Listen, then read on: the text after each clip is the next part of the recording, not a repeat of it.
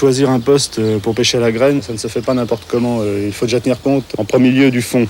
C'est-à-dire, en rivière notamment, il faut trouver une coulée dont le fond soit régulier. Alors donc avec la sonde, on prospecte un peu la rivière. Si possible, avoir un herbier à proximité, c'est toujours bon pour que le poisson puisse se cacher. Avec un râteau ou un grappin, on nettoie le cou pour se faire une coulée bien propre.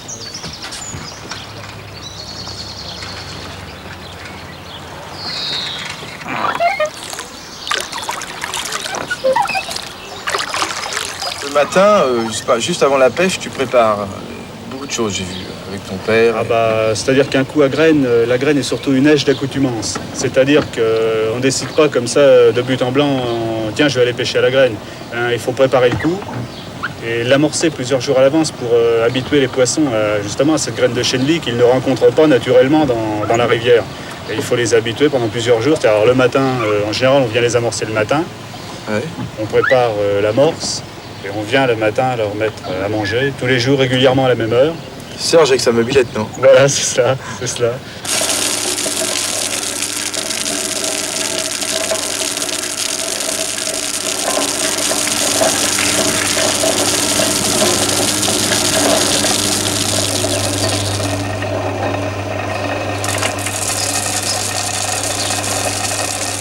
On prend de la graine crue que l'on passe au broyeur. Et ensuite, on va recoller ça avec un sirop. On prend de l'eau et on y ajoute du sucre jusqu'à une solution à saturation.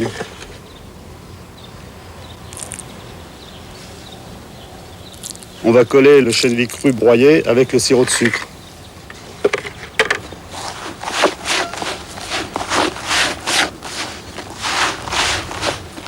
On fait les boules. On fait 3-4 boules, disons de la taille d'une orange, c'est bien.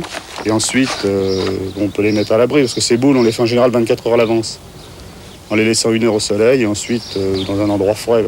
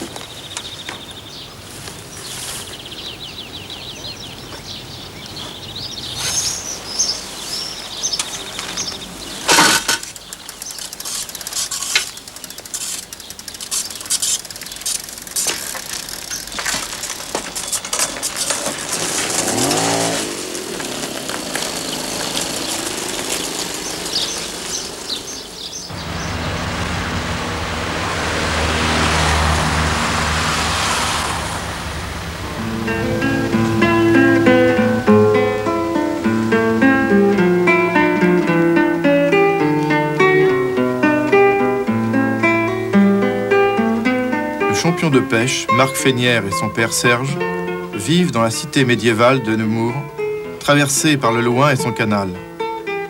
Marc peut ainsi pratiquer différentes formes de pêche à la graine, attractives et passionnantes.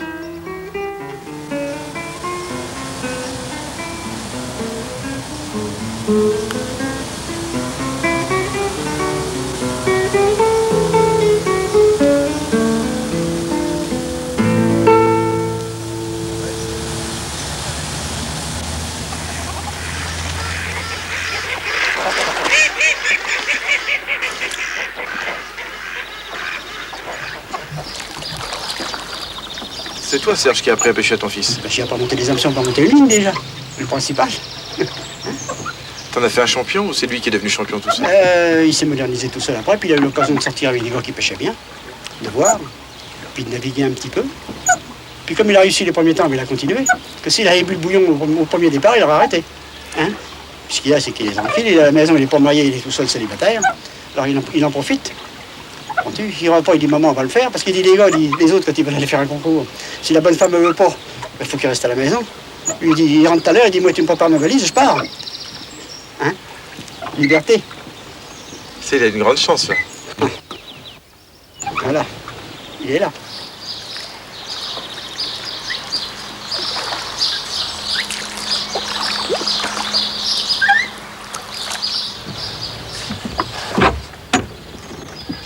c'est que ces numéros là? C'est les numéros que les canaux nous donnent. C'est le coup que j'ai, qu'on paye,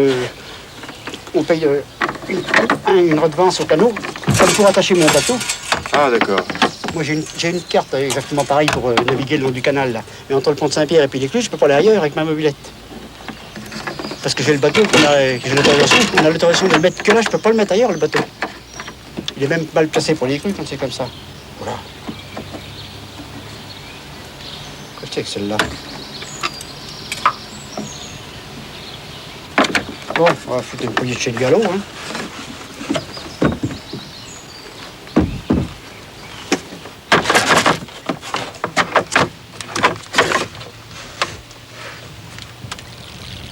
Non seulement ça gêne, hein. En plus, ça mord pas beaucoup en ce moment. Non, en ce moment, puis là, un peu tôt, là, le poisson fait tout une feuillée. Dans le loin du canal, il commence à taper un petit peu. Et là, il n'en a pas ici, hein. Bon, ben, il y en a assez, hein. Bon, regardez, il faut les gaver s'ils ne mordent pas. Faut toujours que tu réamorces les coups comme ça. Ah, tout le temps. À la graine, une fois qu'on a commencé, si on veut en prendre, il faut amorcer tous les jours. Tous les jours, tous les jours. Si on n'amorce pas, Tu pêches toute l'année ou juste l'été? je pêche quand il fait beau. Plus vite, quoi. En tout cas, la pêche, c'est aussi toi ta passion. Ah bah oui, j'aime bien la pêche. Avant, j'aimais bien la chasse, mais comme je peux plus y aller, j'y vais plus. Et là, la pêche est intéressante. Il y a pas mal de bestiaux quand même. Hein. Je suis bien en brochet, dans le sang, dans tout ça. Ici, sur le loin. Ah oui, c'est loin, oui. Pas la peine d'aller trader ailleurs ou dans des trades. Surtout que le poisson est bon. Tu le manges? Oui. C'est pas pour des poules, non, la pêche.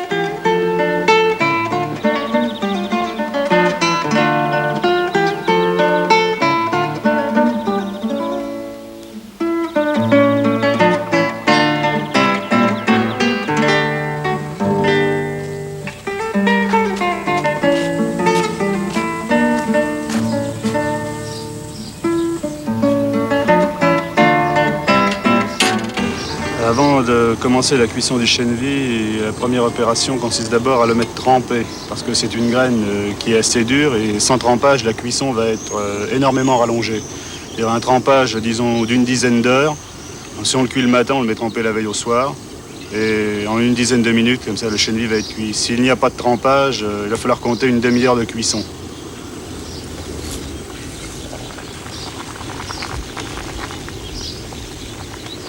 Il faut surveiller la cuisson régulièrement.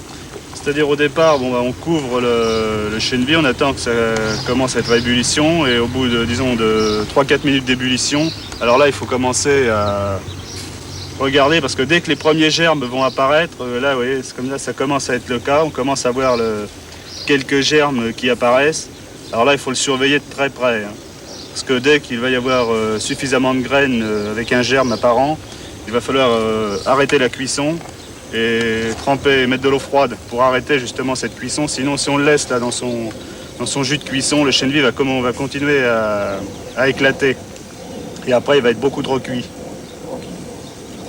Là, encore une minute et ça va être parfait là.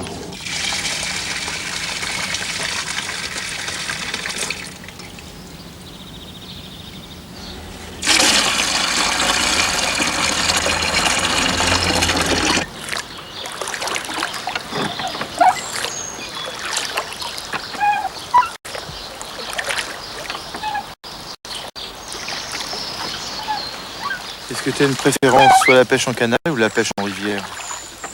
Ah, moi je préfère la pêche en canal. D'une part en rivière, on est souvent obligé de pêcher en bateau. Et j'aime pas beaucoup pêcher en bateau parce que quand je pêche de bord, je n'éprouve pas le besoin de bouger. Je reste sur mon siège, mais en bateau, j'ai des fourmis dans les jambes. Donc je préfère la pêche de bord en canal.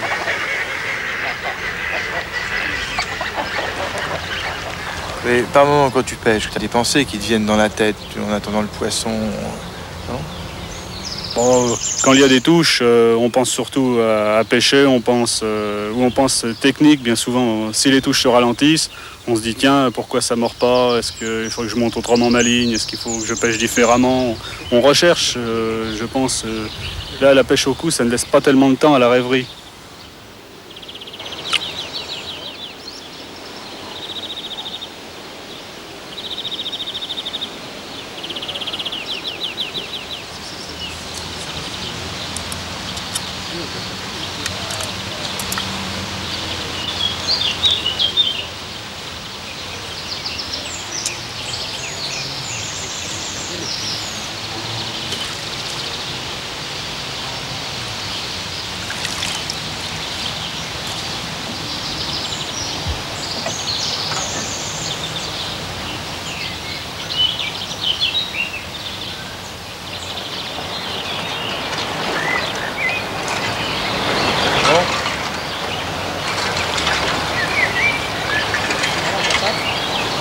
mort.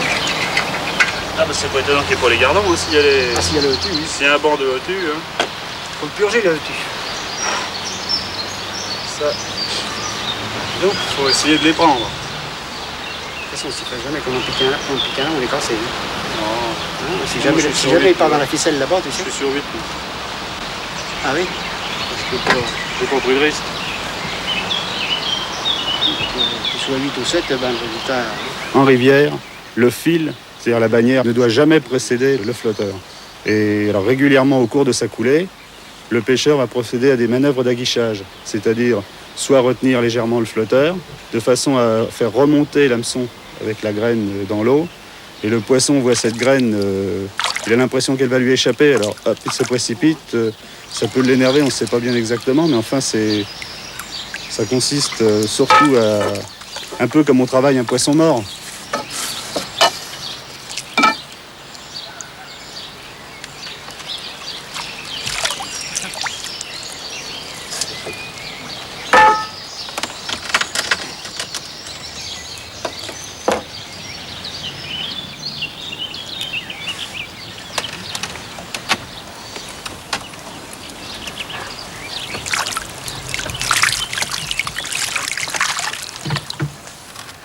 La façon dont la graine est accrochée est importante pour prendre les poissons, parce que la graine au ferrage doit immédiatement s'enlever d'après l'hameçon. Si cette graine est mal accrochée, elle va rester après l'hameçon et elle va protéger la pointe de l'hameçon et le poisson ne sera pas piqué.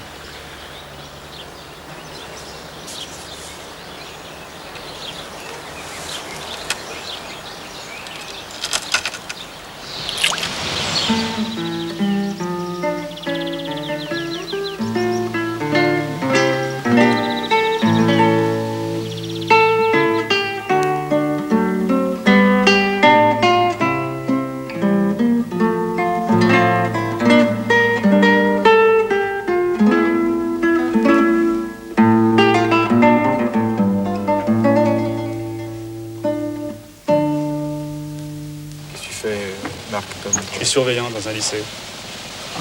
est-ce que ça te laisse quand même suffisamment de loisirs pour que tu puisses je veux dire, t'entraîner, parfaire certaines méthodes, etc. Parce que pour être champion de France, il faut quand même s'entraîner. Bah, c'est-à-dire que j'ai quand même 2 mois de vacances en juillet-août. Et oui, l'année où j'ai gagné le championnat, par exemple, en 80, c'était à Nemours en plus, dans mes terres.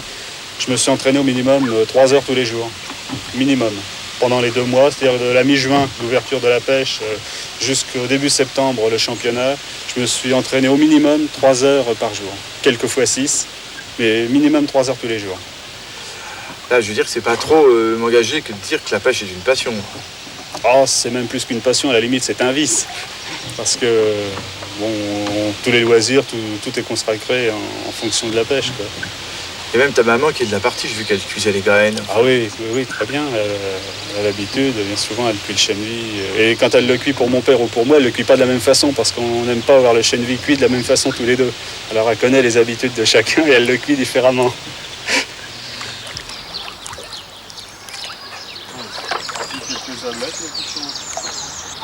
C'est pas levé de loin ou bien non? Non.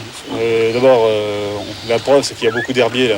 On peut en voir là, tout le long et qui commencent à repousser, ce qu'on ne voyait plus du tout il y a une dizaine d'années. Mais il y a des stations d'épuration quand même qui ont été faites. Et je crois que dans les rivières là, de 2e catégorie, je crois que le loin doit arriver en 5e ou 6e position dans les rivières au point de vue propreté.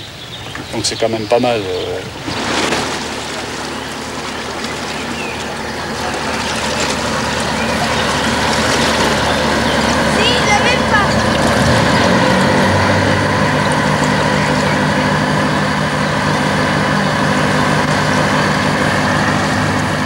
Là, nous sommes à l'écluse des Bordes, c'est-à-dire en aval de Nemours.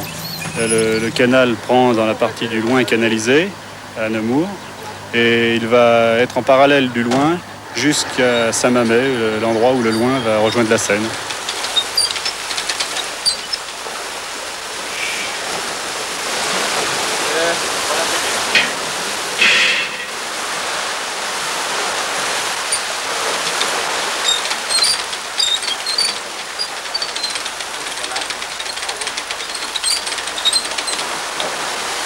Qu'est-ce qu'on pêche dans le canal en général? Là, c'est un canal qui est très étroit. C'est essentiellement une pêche de gardon. Il y a aussi quelques ablettes, quelques chevennes, quelques goujons aussi. Mais c'est essentiellement une pêche de gardon. Il va attendre après le torsi, je crois. Ah, on l'arrête demain alors. Ah, oui, oui. Oh, moi, je suis fini depuis 10 heures. Hein. On va donner de papier, alors. Ça, c'est pour pas que j'arrive demain. Il m'avait dit sûrement vers les 2 heures. Et pour ça, il devait me les donner le soir à 6 heures. Ah bon, en effet. Il fallait bien qu'il les amène à son ami. Je voudrais pas faire ça parce que c'est trop emmerdant. On n'a pas d'acquis, n'importe quoi, quand on téléphoné à la droite, on l'arrête. Le courant fait de nous toujours des errants. Sur mon chaland sautant d'un quai, l'amour peut-être s'est embarqué. Aimons-nous ce soir sans songer à ce que demain peut changer. Au fil de longs points de serment, ce n'est que sur terre qu'on ment.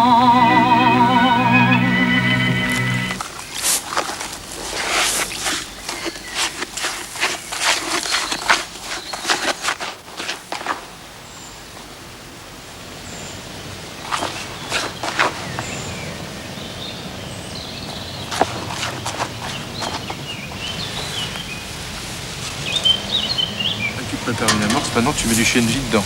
Oui. Enfin, pour habituer les poissons à venir beaucoup plus vite, il faut quand même qu'ils trouvent au fond de l'eau lèche avec laquelle on va pêcher au bout de l'hameçon. Alors, après, de toute façon, là, du chien de vie, on en inclut un petit peu dans l'amorce pour l'acheter au fond. Mais après, on va grainer, on va jeter de la graine comme ça dans l'eau sans rien y ajouter d'autre. Spécifique au canal, Ah oui, cette façon de pêcher, oui. Parce qu'on ne peut pas préparer un coup longtemps à l'avance en canal. Il y a toujours le passage des péniches. Alors quand une péniche passe, là ici c'est un tout petit canal, pas très large. Quand il va passer une péniche, toute l'amorce va être enlevée pratiquement par l'air mou. Hein. Donc il va falloir recommencer après chaque péniche à remettre des boules sur le fond. Ah d'accord. Et à remettre un petit peu de graines. Maintenant tu vas mettre des asticots. Quelques asticots au début pour commencer, parce que le chien de vie est avant tout une hache d'accoutumance. Et il va falloir habituer, ça peut demander une demi-heure, 1 heure avant que les poissons commencent à mordre.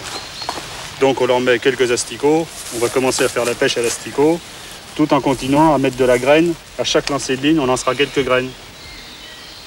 La plombée étalée consiste à répartir des plombs sur presque toute la distance comprise entre l'hameçon et le flotteur. On obtient ainsi une ligne très souple.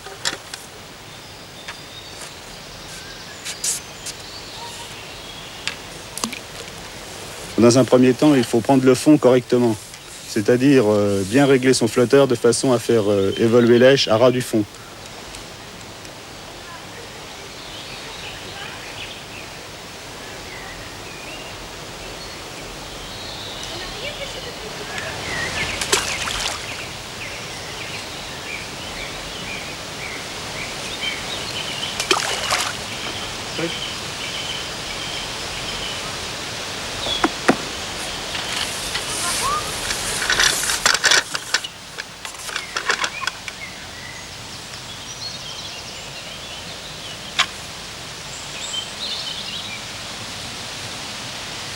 En canal, sur un petit gardon par exemple, il m'arrive de prendre des hameçons de 20 ou 22. Alors qu'en rivière, je prends des hameçons de 16 en général, mais je peux aller jusqu'à un hameçon de 14.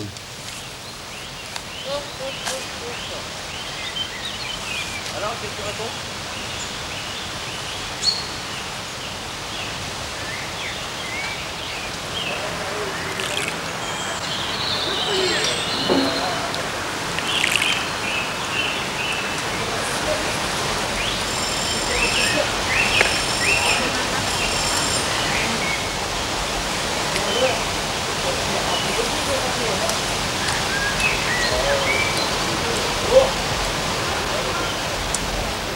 souvent, Marc, le soir, avec des amis, vous pêchez à la carpe, tous Ouais. en ligne, là, tac, tac, tac. Ouais. Bon, bah, ça, c'est l'histoire d'aller passer une soirée, hein, parce qu'on y va même après dîner. Le soir, on se retrouve au bord de l'eau, il est 8h, et on pêche jusqu'à 10h15, 10h, enfin ça dépend l'heure selon la saison, jusqu'après le coucher du soleil, quoi. Alors, on amorce un coup à carpe, puis on se retrouve à 2-3 copains, on passe la soirée ensemble. Bon, quand on prend une carpe, évidemment, c'est encore mieux. Mais c'est surtout l'histoire de se retrouver à plusieurs copains au bord de l'eau. Après, être pêcheur, c'est aussi le plaisir de retrouver des copains. Bien sûr, c'est dans la compétition, c'est ce qu'il y a de bien, c'est qu'on arrive à se faire des copains avec des gars d'autres régions, on se déplace finalement sur les concours, et c'est un peu le côté sympathique malgré tout de la compétition, on arrive à faire des connaissances et à se faire des copains un peu partout.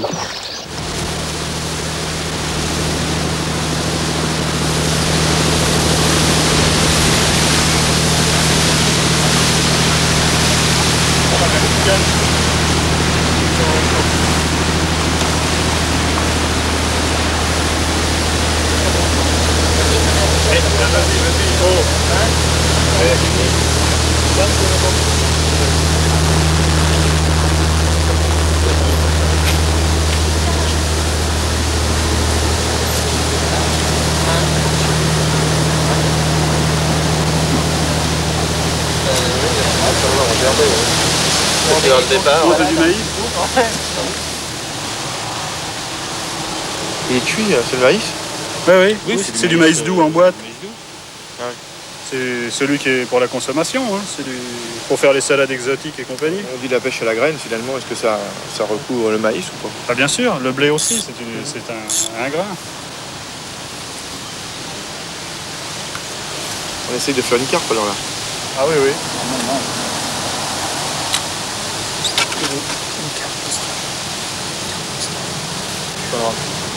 Comme ça, les 5... C'est pour pêcher sur le coup qui est amorcé à l'avance.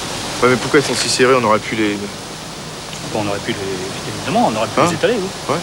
Ah bon, Enfin, d'accord, non, c'est mais- comme ça, parce que vous êtes des C'est-à-dire que copains, alors l'amorce, vous ouais, serrez... puis l'amorce c'est regroupé, parce qu'on n'est parti pas de l'amorce sur 10 mètres de rivière, on essaye de la regrouper sur 2-3 mètres. Mais le fait qu'il y ait des péniches qui passent comme ça balade pas un peu l'amorce n'importe où? Non? Oh non, il Non? y a quand même beaucoup de fond, ouais, bien sûr.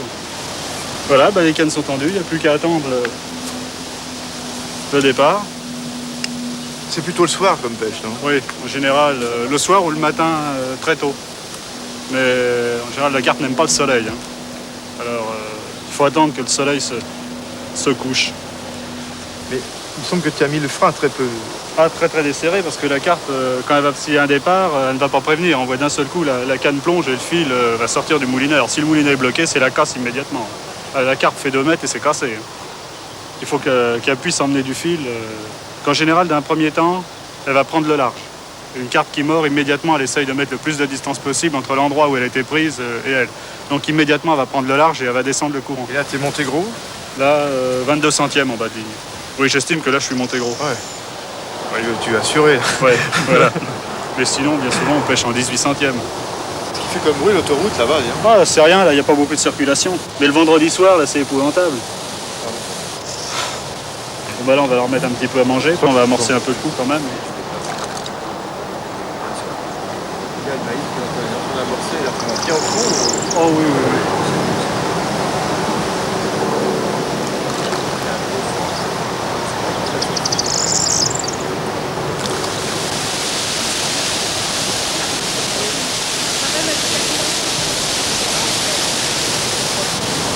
Voilà, il y a des bulles là, qui viennent de remonter là sur le coup. Là, on a peut-être une chance d'avoir un départ parce qu'en général, quand il y a des bulles comme ça, c'est des poissons qui sont en train de fouiller, hein. Oh, il faut encore attendre une demi-heure pour avec le soleil. Hein. Oui, mais là, le soleil n'est pas très violent. Là. Quelques bulles, ça peut être bon signe, hein. J'espère. C'est forcément une carpe s'il y a des bulles? Non, La ça brème, peut être la une brème, brème ça peut aussi. être une tanche. Ça, enfin, on rêve, quoi. On dit c'est une carte. C'est ça la pêche, c'est un peu le rêve malgré tout.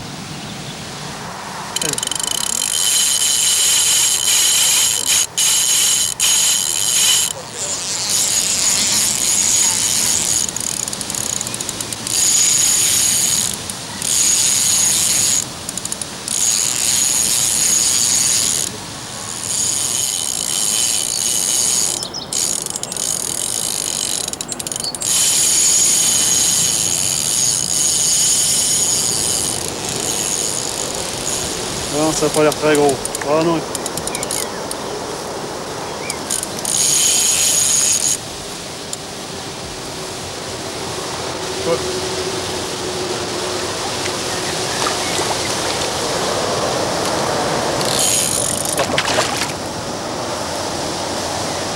Non, effectivement, c'est pas bien gros. Elle est pas grosse. Hein. Non, non. Elle n'est pas grosse, mais c'est pas bien.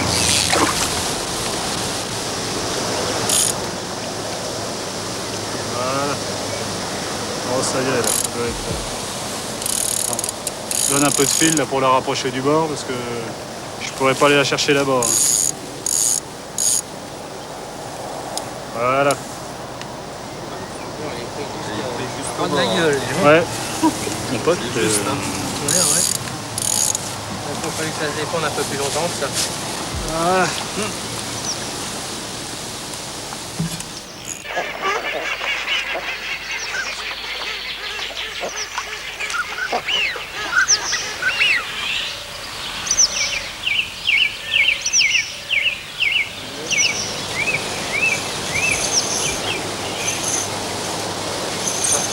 Eh bien, voilà notre départ. Elle a l'air plus belle celle-là. Ouais, c'est bon, elle est un peu plus grosse. C'est un peu plus nerveux. Prends des cailloux, non? Bon, c'est pas nécessaire.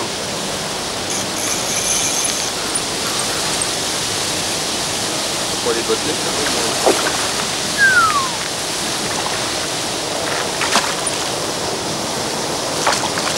C'est une carpe franche.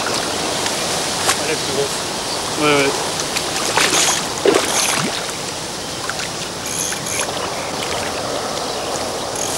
Allez, vas-y là.